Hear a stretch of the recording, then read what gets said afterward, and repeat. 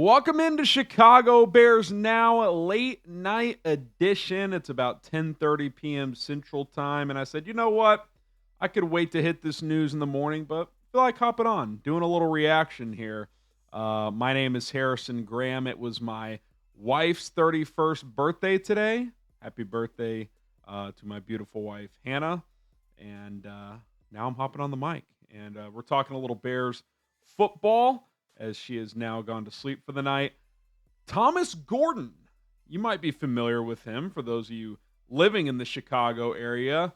The Northwestern tight end has signed with the Bears per Northwestern. They put out the news as the Bears have signed a tight end. This comes on the heels of Cole Kmet's injury at practice earlier today. Jordan Murray, another tight end on the 91-man roster, he's been dealing with a groin injury, so we'll get to the injury stuff, especially with Kmet later. Got a little bit of an update for you guys, but we're going to break this down and see what this signing really means. Plus, want to get to some other news around the NFC North as well. But listen, I just checked before I hopped on. We're literally 9 subscribers away from 126,000. 9 away. And I know 9 of you watching right now have not hit that subscribe button. I would encourage you to do so. Why? We provide daily Bears content for free.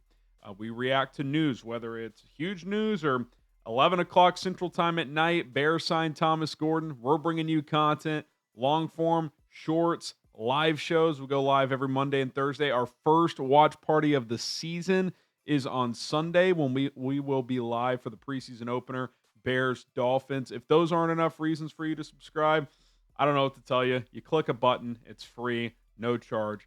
Help us out. Okay, Thomas Gordon. Big Ten player, obviously, you guys familiar there at Northwestern. 6-year college player. Did some quick research here. His last 3 years is when he got more involved in their offense. But the last 4 years, he's played in 11 or more games. But this past season had 27 catches, 252 yards, and a touchdown. The year before that, 13 catches for 112 yards and a touchdown. The year prior in 2022 was actually his most explosive year in terms of yards per catch, 13 and a half yards per catch, but 12 catches for 162 yards that season. No touchdowns. Only 2 career touchdowns, but a lot of experience. He played in 25, 33 plus 19, 52 games there at Northwestern in the Big Ten over 6 years and has played a lot of ball. 6'5", 240. And he comes on board to the roster. Now, let's just call a spade a spade. This is, in all likelihood, a training camp body because of Cole Kmet, who's injured, Jordan Murray. We'll talk about Kmet's situation in a second. And so they probably need a guy, especially for this first preseason game, because you're down to 3 tight ends right now, assuming Kmet and Murray aren't going to be available this week. Colston Loveland, obviously the rookie who I would play some, but you're not going to play him a ton probably in the preseason opener. You've also got, obviously, Durham Smythe, a veteran. Do you want to play him a ton? Probably not.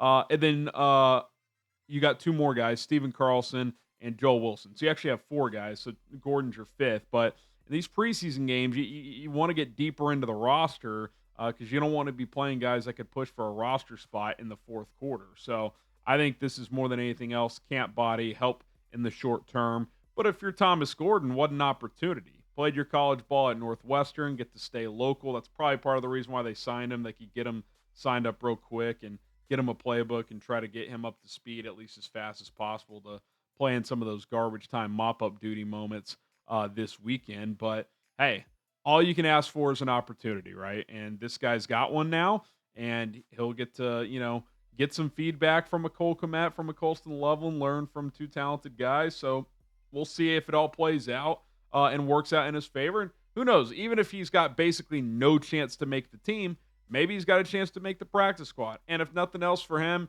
it's just a cool opportunity and get to put some tape out there in these preseason games for maybe some other teams or a UFL team for the spring. You just never know. So it's got to be exciting for him to get that phone call. Hey, Ryan Poles with the Bears.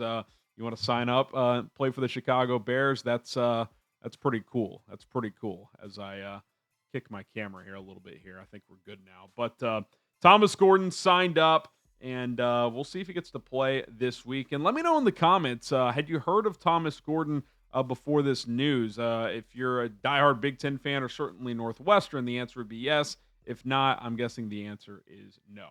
Okay, Cole Kmet. He exited today's practice, which was quite the physical practice. I mean, guys like Brad Biggs and Pat Finley and Adam Hogue, Adam Johns, guys who have covered this team for a while.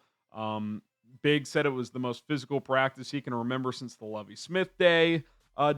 Other people were like, I've never seen a practice like this. Montez Sweat on NFL Network after today's practice said he's done more live hitting practices in this training camp than he had in his prior 6 years in the NFL. This is year 7 for him. He told Brian Baldinger and Stacey Dales that. So that's pretty remarkable when you think about it. Well, sometimes the downside of a physical practice, and I'm not saying that's why Cole Kmet got hurt, but he did get hurt today. But Adam Hogue, CHGO, did tweet out a couple of hours ago that he can report that Kmet has avoided a serious injury. Now, if you sign, Thomas Gordon out of Northwestern, that's at least a signal that it's probably at least a short-term injury. Like he probably can't play in the preseason opener, probably won't be in the joint practice. Hell, maybe he misses all the preseason, but that's good news because Cole Kmet has never missed a game in his career. So when he leaves a practice and does not return, that's pretty notable to me. That tells me that this is more than just a scratch, a bruise, a ding. But it sounds like it's nothing overly serious in terms of, he's going to be out a couple of months or something like that. I would guess he's either day to day or week to week. And I said this about Jalen Johnson. I'll throw Cole Kmet into this bucket. As long as Cole Kmet is ready for week 1 against the Minnesota Vikings, I'm cool. I don't need him to play in the preseason. Of course, all these reps count. I'm sure he wants to be out there. He's, competing with the rookie Colston Loveland for opportunities. Obviously, he's first on the pecking order right now, but now Colston Loveland will get even more opportunities. So I'm sure Kmet's frustrated, but the good news is it doesn't sound like it's anything that's just drastically serious. So that's where that sits right now. No practice tomorrow, so we probably won't hear anything new until Thursday or Friday. Okay, I briefly hit this after the camp reaction video earlier, but spend a couple more minutes on it here. Jordan Addison has been suspended for the first 3 games of the season, stemming from his DUI charge last offseason. That legal case finally got settled, and the NFL has laid out its ruling of 3 games. Now, he might appeal. Maybe he chops a game off, but he is going to miss the opener. And the Bears host the Vikings at Soldier Field in week 1 on Monday Night Football. And I did a video about a month ago, and I said, look, the Bears might catch a couple of breaks for week 1 with Jordan Addison potentially getting suspended, which he has.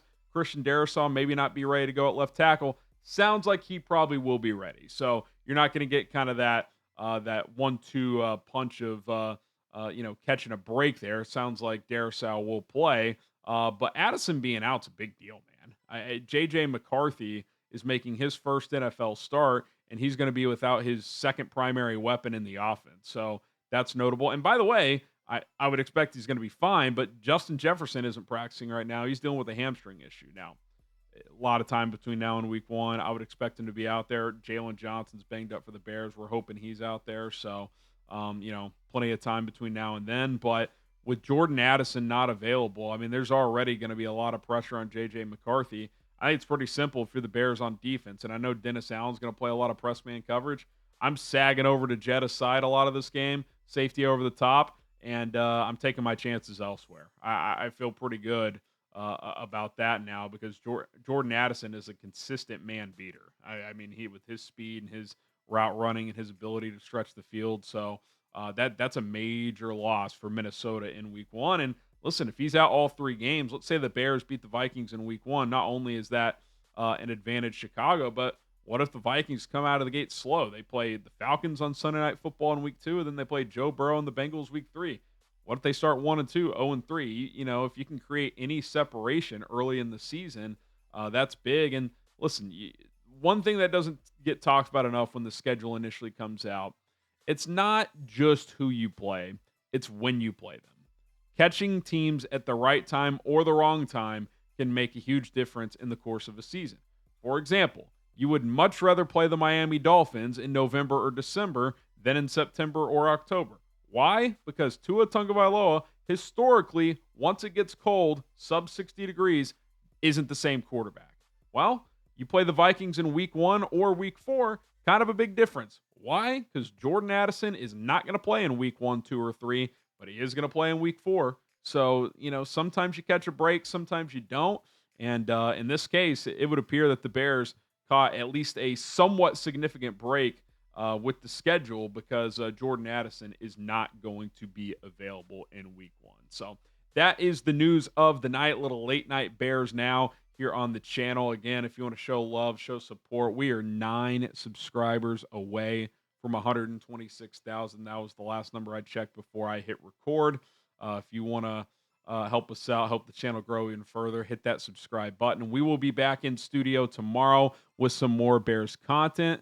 So until then, bear down.